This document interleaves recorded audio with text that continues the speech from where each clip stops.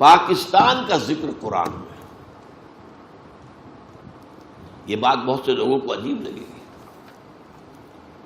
پاکستان کا ذکر قرآن میں آج سے 1400 برس پہلے.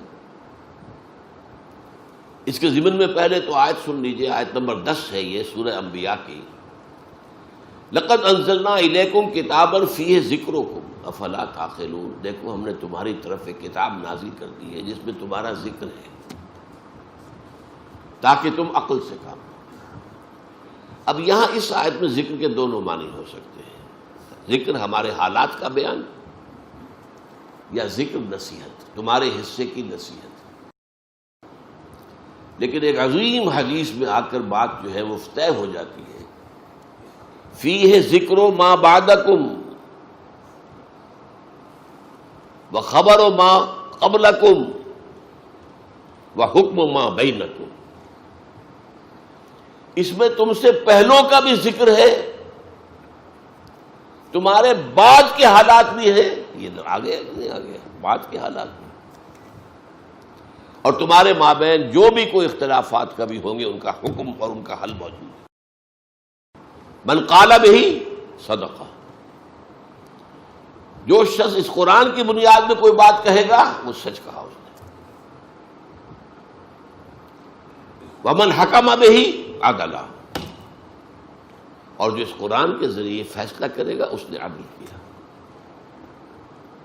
ومن عمل بہ اجر. اور جس نے اس پر عمل کیا اس کو اجر مل کر رہے گا. ومن دعا الیہ فقد ہدی الی صراط مستقیم. جو اس قرآن کی طرف بلائے گا لوگوں کو اس کی ہدایت ہو گئی سیدھے راستے کی طرف. وَاذْكُرُوا إِذْ أَنْتُمْ قَلِيلٌ. یاد کرو ذرا جب تم ہندوستان میں، اب یہ میں ایڈ کر رہا ہوں، اقلیت میں تھے. ہندو 4 گنا زیادہ تعلیم یافتہ، سرمایہ دار، انگریز کے قریب.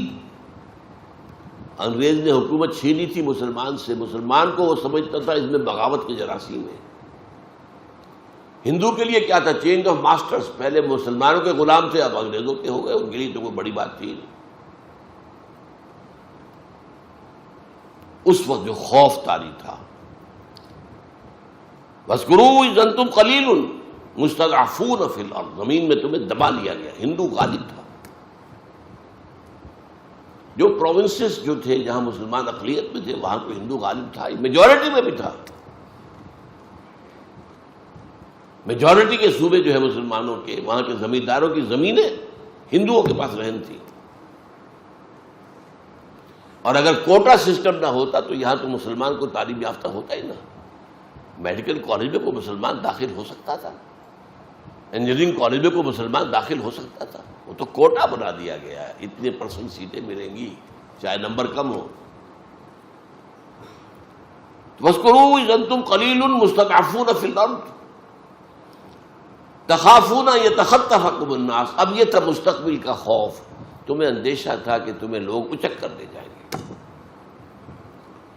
ہندو چھا جائے گا، ہندو ایکسپلائٹ کرے گا، ہندو تمہارا مذہب تبدیل کرے گا، ہندو تمہاری زبان ختم کر دے گا، ہندو تمہارا کلچر ختم کر دے گا. اس کے عزائم نہایت خوفناک تھے، نہایت خوفناک تھے، نہایت خوفناک تھے. یہ 16 اپریل 1946 کو تقریر کی تھی محمد علی جناح المعروف بقائد اعظم.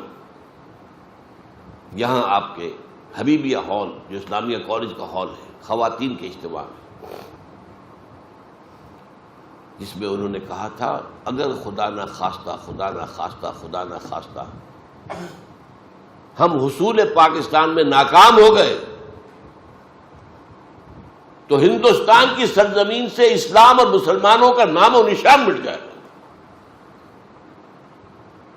جو شخص ذرا بھی واقف ہے جناح کی شخصیت ہے وہ جانتا ہے وہ لفظوں سے کھیلنے والا نہیں تھا. وہ اوریٹر نہیں تھا، خطیب نہیں تھا، جوشیلا نہیں تھا، جذباتی نہیں تھا. تو بہت ٹھنڈا آدمی. وکیل تو بہت ٹھنڈا ہوتا ہے، ججی تو نہیں بات کرتا.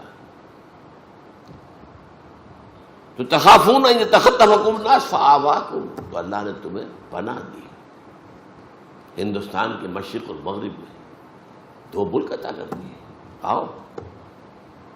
کم سے کم اس وقت کے ہندوستان میں جو مسلمان تھے ان میں سے 2/3 کو ہندو کے غلبے سے بچا لیا. 10 کروڑ کل آبادی تھی ہندوستان میں مسلمانوں کی اس وقت. اس میں سے 6.5 کروڑ یہ مشرقی پاکستان مغربی پاکستان میں آ رہے ہیں. ہندوستان میں رہ گئے 3-3.5 کروڑ. تو کم سے کم یہ تو بچ گئے نا. تو ان حالات میں اللہ اپنا احسان گنوا رہا ہے. فآواکم، تمہیں اللہ نے پناہ دی. وَأَيَّدَكُمْ بِنَصْرِهِ، اپنی تائید سے تمہاری نصرت خصوصی فرمائی. وَرَزَقَكُم مِّنَ الطَّيِّبَاتِ، اور کتنی خوشحالی پاکستان کے اولین دور میں آئی ہے، وہ بھی یاد کچھ ہوگی کسی کو. لَعَلَّكُمْ تَشْكُرُونَ، تاکہ تم شکر کرو. اگر تم ان نعمتوں کا حق ادا کرو گے ہم اور دیں گے اور دیں گے اور دیں گے. میں نے وہ اگلی آیت کون سی پڑھی؟ سورہ ابراہیم کی علیہ الصلوۃ والسلام. وَإِسْتَأْذَنَ رَبُّكُمْ، جبکہ تمہارے رب نے اعلان کر دیا تھا لَإِن شَكَرْتُمْ لَأَزِيدَنَّكُمْ وَلَئِن كَفَرْتُمْ إِنَّ عَذَابِي لَشَدِيدٌ. اگر تم ہمارے انعامات پر شکر کرو گے، ان کا حق ادا کرو گے، ان نعمتوں کا حق ادا کرو گے، یہ آزادی ہم نے تمہیں دی تھی اس کا حق ادا کرو گے، تاکہ اس آزادی کو اللہ کے قدموں میں ڈال دو. اے اللہ ہم تیرے غلام ہیں. ہماری آزادی وہ نہیں ہے، مادر پدر آزادی نہیں ہے. ہم آزاد ہونا چاہتے تھے ہندو اور انگریز سے، تاکہ تیرے بندے بنے، تیرا دین قائم کرے. اگر یہ ہم کرتے لازیدنکم، میں اس آیت کی روح سے لازم سمجھتا ہوں کہ پاکستان بھارت کے اور علاقے فتح کرتا. کم سے کم کشمیر کا تو سوال ہی پیدا نہیں ہوتا کہ جانے دیتا. لیکن ہم نے پہلے روز سے ناشکری کی، اللہ کے دین کی طرف قدم نہیں بڑھایا. میں اس میں نہیں جانا چاہتا کون ذمہ دار ہے، پوری قوم ذمہ دار ہے. البتہ مختلف افراد کی اپنی اپنی جگہ اہمیت ہوتی ہے، اس کے اعتبار سے کسی کی ذمہ داری زیادہ ہے، کسی کی کم ہے.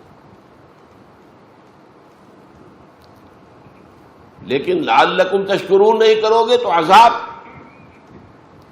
اللہ نے 25 برس قمری اعتبار سے 25 برس مہلت دی. پھر عذاب کا پہلا کوڑا پڑا مشرقی پاکستان. 93,000 ہمارے قیدی ہندو کے ہاتھ.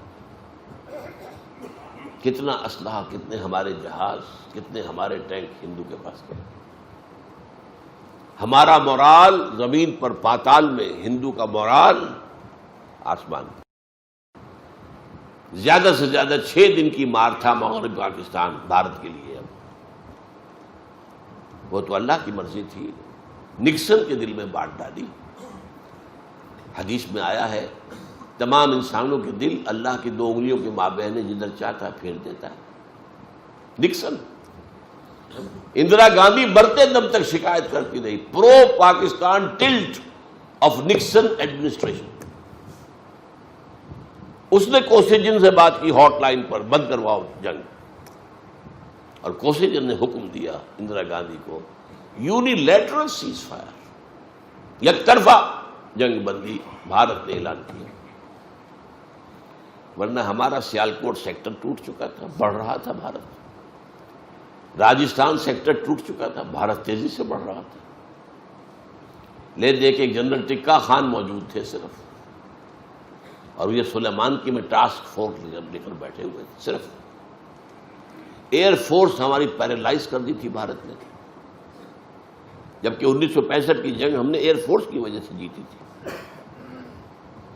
لیکن 71 میں آ کر روس نے ان سے ایسے ہیلی کاپٹر دے دیے تھے جن کے اندر کہ وہ ایواکس لگے ہوئے تھے، ذرا سا بھی ہمارا جہاز حرکت کرتا تھا انہیں پتہ چل جاتا تھا. اور ہماری بیچاری کیا، ہماری نیوی ہے ہی کیا، بھارت کے مقابلے میں کوئی حیثیت ہے ہی نہیں. ہماری بیچاری نیوی، اس کو آ کر وہ کیماڑی میں مار کر گئے ہیں، یہ بھی یاد ہے کہ نہیں. بہرحال یہ پہلا کوڑا تھا کہ دوسرا اور بڑا کوڑا تنا ہوا ہے. یہ دوسری بات ہے، معجزہ ہو جائے، اللہ اس قوم کے دلوں کو بدل دے. جس میں توبہ، حقیقی توبہ پیدا ہو جائے، اللہ کی طرف رجوع پیدا ہو جائے، خشوع اور خضوع ہو جائے، ایک عوامی سطح پر عزم مصمم پیدا ہو جائے، اسلام کے لیے جینا ہے، اسلام کے لیے مرنا ہے، اور تن من دھن اسلام پر نچھاور کر دینا ہے۔ کوئی عجب نہیں، قوم یونس پر بھی عذاب کے آثار آ چکے تھے، اس کے بعد توبہ کی قوم نے، تو اللہ نے عذاب واپس لے لیا۔ یہ ایک ہی مرتبہ ہوا، تاریخ میں ہوا ہے، اس کا بھی ایک خاص سبب تھا، وہ میں بیان نہیں کر سکتا اس وقت۔ آگے چلیے، کس قدر پیارے الفاظ ہیں یہ، یا ایھا الذین آمنوا لا تخونوا اللہ والرسول، دیکھو اے مسلمانوں، اللہ اور اس کے رسول سے خیانت مت کرو، یہ امانت ہے اللہ اور اس کے رسول کی تمہارے پاس۔ تم نے دعائیں مانگ مانگ کر یہ ملک لیا تھا، اب اس کے اندر اپنی منمانی چلاؤ گے بجائے اللہ کے حکم کے، اپنی قانون سازی کرو گے بجائے شریعت کی تنفیذ کے، اس سے بڑی خیانت کیا ہوگی؟ یا ایھا الذین آمنوا لا تخونوا اللہ والرسول وتخونوا اماناتکم، آپس میں بھی ایک دوسرے کی امانتوں میں خیانت نہ کرو۔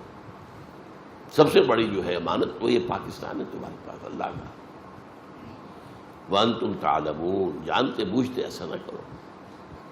واعلموا انما اموالکم واولادکم فتنہ، اور جان لو تمہارے مال اور اولاد فتنہ ہے، یہ تمہیں دنیا ہی میں مگن رکھتے ہیں۔ کافر کی یہ پہچان کہ آفاق میں گم ہے، فکر معاش ہے، اولاد کی تعلیم بہتر سے بہتر ہو جائے، 10,000 20,000 فیس دینی پڑے کوئی بات نہیں، کہیں سے لے لیں گے، ڈاکہ مار لیں گے، رشوتیں لے لیں گے، غبن کر لیں گے۔ مال اور اولاد فتنہ ہے، یہی تمہیں روکے ہوئے ہیں، یہی تو تمہاری دامن تھامے ہوئے ہیں، اللہ کی راہ میں بڑھنے نہیں دیتے۔ مال، ایک بیڑی یہ پاؤں پہ پڑی ہوئی ہے مال کی، اور دوسری بیڑی جو ہے وہ اولاد کی ہے۔ وَاعْلَمُوا أَنَّمَا أَمْوَالُكُمْ وَأَوْلَادُكُمْ فِتْنَةٌ، ان بیڑیوں سے اپنے آپ کو آزاد کراؤ، ہتھ کڑیوں سے اپنے آپ کو آزاد کراؤ۔ ٹھیک ہے، ان کا حق ایک حد تک، مناسب حد تک ادا کرو، انہی کے نہ ہو کر رہ جاؤ۔ وَاعْلَمُوا أَنَّمَا أَمْوَالُكُمْ وَأَوْلَادُكُمْ فِتْنَةٌ وَاللَّهُ عِندَهُ أَجْرٌ عَظِيمٌ، اور دیکھ لو اجر تو اللہ ہی کے پاس ہے، اولاد تمہیں کیا اجر دے دے گی؟ تم نے اپنے آپ کو کھپا دیا اولاد میں، پوری جسم و جان کی قوتیں پیسہ کمانے پر پیسہ لگا دیا اولاد پر، اور یا مکانوں پر اور بلڈنگوں پر۔ ان میں سے کون سی چیز ہے جو تمہیں کو بدلہ دے سکے گی؟ یہی اولاد جوان ہو کر سینہ تان کر کھڑی ہو جاتی ہے، نہیں جی آپ تو دقیانوسی آدمی ہیں، آپ تو پرانے دور کے آدمی ہیں، میں آپ کی بات نہیں مان سکتا۔ اس وقت سینے پر سانپ لوٹتا ہے، یہ میرا بیٹا بول رہا، یہ وہ ہے جسے میں سمجھا تھا یہ میں ہی ہوں، یہ میرے وجود کا تسلسل ہے، اور یہ آج اس طرح کھڑے ہو کر سینہ تان کر اور مجھ سے بات کر رہا۔ باقی تو آپ کو معلوم ہے، والدین کو قتل بھی کر دیتے ہیں جائیداد کے لیے، کوئی جھگڑے کے لیے، کوئی اور ہو گیا، یہ سارا کچھ ہو رہا ہے تمہیں۔ اس کے بعد پھر میں نے وہ آیت پڑھی تھی سورہ ابراہیم کی، جو اس میں پہلے پڑھ چکا ہوں۔ اللہ کا قانون یہ ہے، وہ کسی پر نعمت دیتا ہے تو اگر اس کا حق ادا کرے تو اور دیتا ہے، اور دیتا ہے، اور دیتا ہے، اور اگر کفران نعمت کرے، کفران نعمت، تو میرا عذاب بھی شدید ہے۔ ایک شدید عذاب کا مزہ ہم چکھ چکے ہیں، لیکن وہ عذاب اکبر نہیں تھا، پاکستان ختم ہو جاتا، یہ بھی ہو سکتا تھا۔ میں نے تو ابھی آپ سے کہا، میں ڈنکے کی چوٹ کر رہا ہوں، 71 میں صرف 6 دن کی مار تھا پاکستان بھارت کی۔ It could have vanished from the map of the world right in 1971۔ یہ اللہ نے مزید مہلت دی ہے، مزید مہلت دی، مزید مہلت دی، اور مہلت کن کے ذریعے سے دلوائی ہے؟ ہمارا زور چلتا تھا نکسن پر، کوئی ہمارا زور چلتا تھا کوسیجن کے اوپر. اور اندرا گاندھی تو فاتح تھی، وہ ہماری بات سننے والی کہاں تھی؟ اس نے تو بڑے فخر سے کہا تھا ہم نے نظریہ پاکستان، دو قومی نظریے کو خلیج بنگال میں غرق کر دیا ہے. کہاں گیا تمہارا دو قومی نظریہ؟ کیوں علیحدہ ہو گیا مشرقی پاکستان اگر تم ایک قوم تھے؟ اور ہم نے اپنی 1000 سالہ غلامی کا بدلہ چکا لیا مسلمانوں سے. یہ اس کی فاتحانہ شان تھی اندرا گاندھی کی. تو اگر تم کفران نعمت کرو گے تو پھر میرا عذاب بھی بہت سخت ہے، پھر اس کے لیے تیار ہو. اور وہ عذاب کیا ہے؟ وَاتَّقُوا فِتْنَةً لَا تُصِيبَنَّ الَّذِينَ ظَلَمُوا مِنكُمْ خَاصَّةً. وہ جب آئے گا، عوامی عذاب جب آتا ہے تو وہ پھر فرق نہیں کرتا.